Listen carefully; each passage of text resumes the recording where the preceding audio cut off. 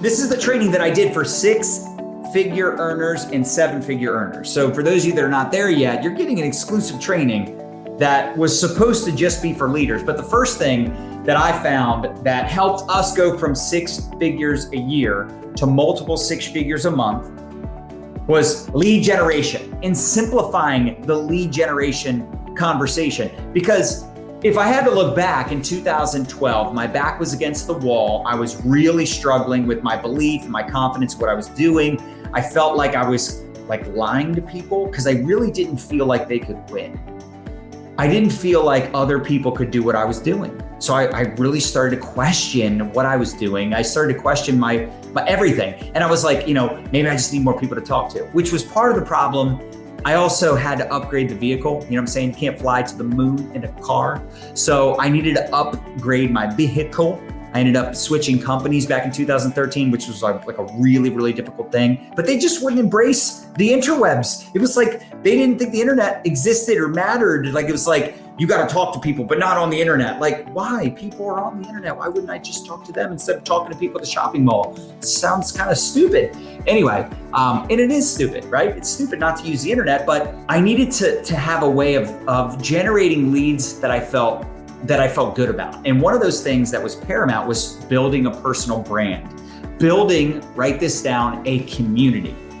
Because if you build a following, an audience, a community of people that know you, like you, and trust you, you'll never have to worry about where to talk to people, where to find people. I don't have to worry about where am I going to find people for my business? Where am I going to, I have thousands and thousands and thousands of people that follow me on social media. Now I had to build that up because at one point I downloaded Facebook for the first time and set up an account just like you. If you don't have enough humans to talk to, if you don't have enough people in your pipeline that you're talking to about your products or opportunity, you's in trouble. How many would agree with that sentence, right?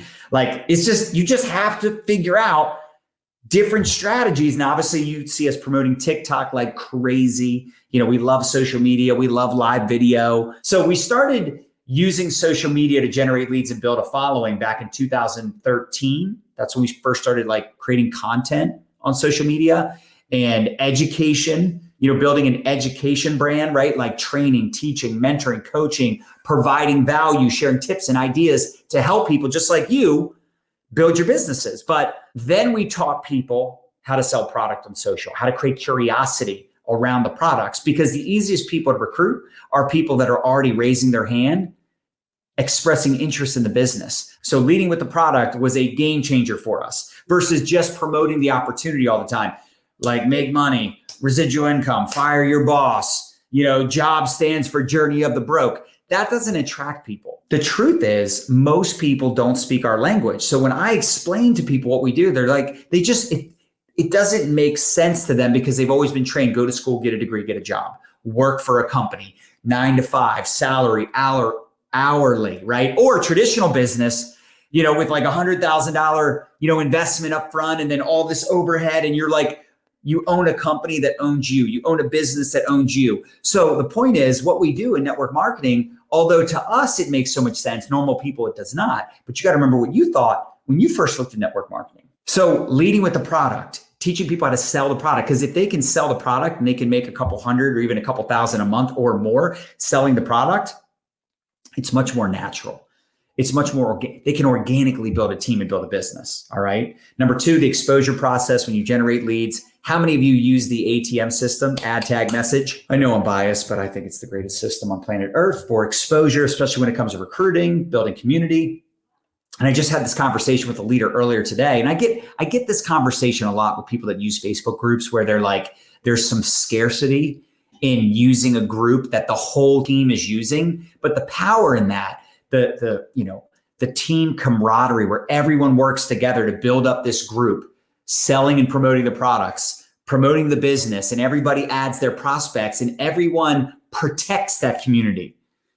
Because it's important to understand that when someone adds their friend or their family member to that group, that prospect is connected to the person, the distributor that added that prospect so that nobody else can sign them up, right? But the power is social proof.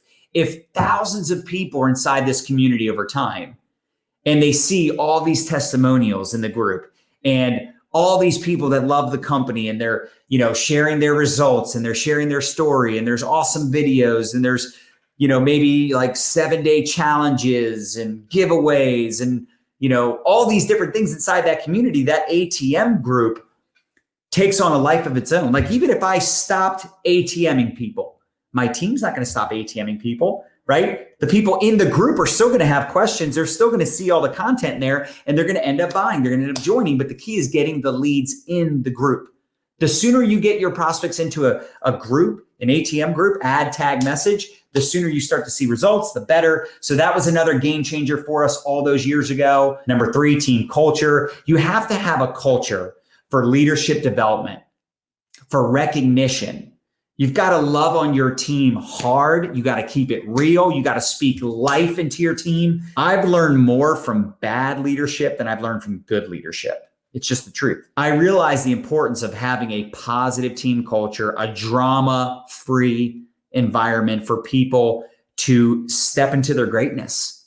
It's so important that you spotlight people on your team, that you give others the opportunity to step up and, shine the light on others. Like, the sooner you get the light off yourself and onto other people, the better. Like, I have leaders on my team that are better at selling than me, or they're better at like certain social media platforms than I am. Maybe they're better at, maybe they have a better story than I do. Like, or it's not even about a better story, because that doesn't sound right. It's like, well, I don't have anybody on my team that's better than me. Maybe your team is small. Maybe you're not at that point where you have people that are, quote, better than you, but they just have a different story. They have a story that's unique to them, right? And everybody has that. But the point is, like, maybe your story doesn't necessarily relate to people, to certain people. Like, for instance, I've been in this profession 20 years. I'm not relatable to someone that just got started 20 days ago, but I can highlight someone that got started a month ago and shout them out and recognize them. Maybe they didn't have like massive results, but they made their money back. But you want a team culture where it's a home for everyone, loving on people and spreading the love and giving different leaders acknowledgement, right? You're showing people that that's the type of culture we have. We recognize someone for their first ATM, their first group chat, their first promotion, their 5th promotion, right? Their launch video, their first group chat. Like, we're recognizing activity. We're recognizing results. You recognize what you want repeated. We're loving on people in the chats, the team chats, the support chats, right? We're giving people a platform and an opportunity to speak and train. And it's just so important to create that type of environment. And you know what? When someone has a problem, we don't make them feel bad or feel dumb. Like, you didn't know about the call. You didn't know about the promotion. Aren't you paying attention? I talked about it in the chat. I talked about it on my last live video. People aren't watching everything you post. They're not paying attention as much as you wish they were. And by the way, you shouldn't make people feel bad because they just want to make some extra money. They just want to be a part of the community. They just want to be a part of the team. Number 4, expand your bandwidth. This was a big thing that helped us go from 6 to 7 figures for sure. Outsourcing is paramount. So many of you just waste time on things that don't make money. You waste way too much time on things that don't pay the bills, that don't move the needle. You're wasting time trying to compose the perfect post, wasting time responding to just basic comments on social media, right? Because you're so desperate for algorithms to boost you up and give you more exposure, or you're wasting time talking to the same people over and over again, or you're hopping on all these Zooms and phone calls and trying to pump people up. Like, I'm not doing that stuff. Like, I'm talking to people. I'm quick, man. I'm efficient. Like, I might be listening to an audio clip on this phone while I'm responding to some comments on this phone. I mean, like, I am so, like, I'm a freak about my time. And I don't like wasting time doing things that someone else could do. The point is, the help is out there. You gotta understand, like, what makes you money, what actually moves the needle. And most of what you're doing isn't actually moving the needle, unfortunately, right? I mean, here's what moves the needle. It's talking to new people. Either you're talking to your own personal people. Like, how else could I recruit 11 people last month?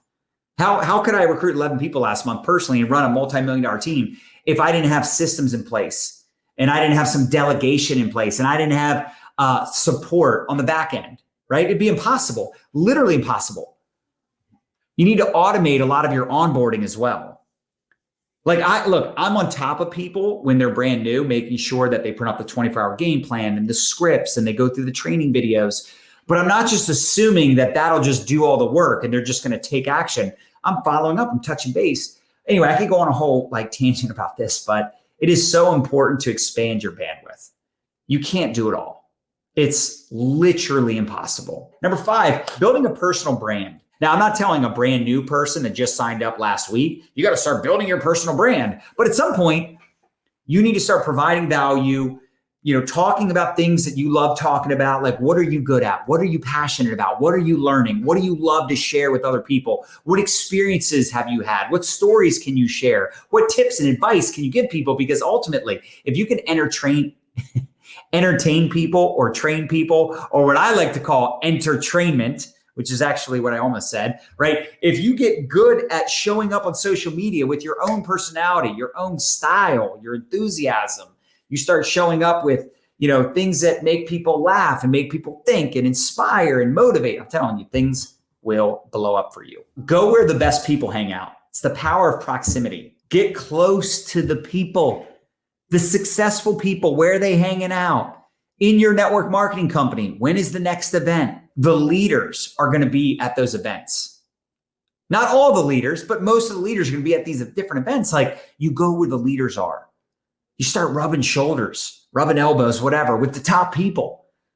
Get around those people, befriend those people. And by the way, you can't just make someone your friend, but how can you get to know them? How can you show up so they pay attention to you? Get their attention, have them mentor you.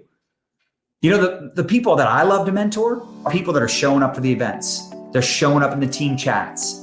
They're putting me in chats with prospects. They're reaching out, asking questions because they're actually working. If you lack belief, borrow it from someone else, right? That's why when I was new to network marketing, I had to start rubbing elbows with those top people, right? I had to shake hands and, be in the rooms with them and pick their brain, or sometimes I just sit back and just listen to them, right? Not even necessarily always taking notes, just absorbing, listening to stories and just being present and being I want to learn from these people, right? I want to get their nuggets, their info, because they've already climbed Success Mountain. They know the path and they know what to avoid.